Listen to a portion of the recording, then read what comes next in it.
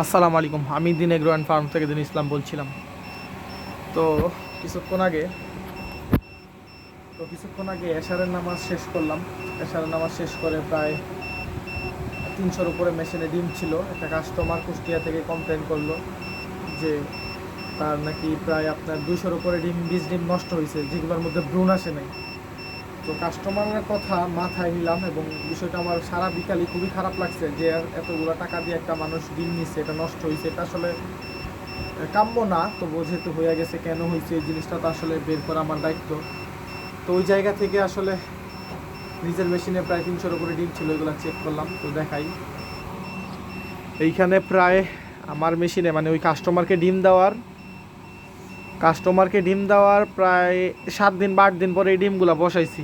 তো এইখানে প্রায় আমার 250 ডিম থেকে মাত্র 40 পিস ডিম ভ্রূণ আসছে, বাকি সব ডিম নষ্ট।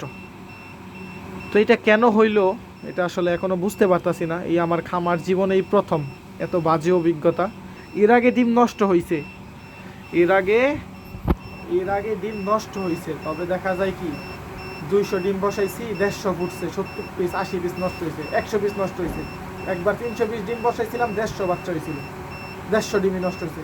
খারাপ হয়েছে, কিন্তু এত খারাপ হয় নাই। এটা আসলে কেন হইলো এটা আসলে এখনো বুঝতে পারতাছি না।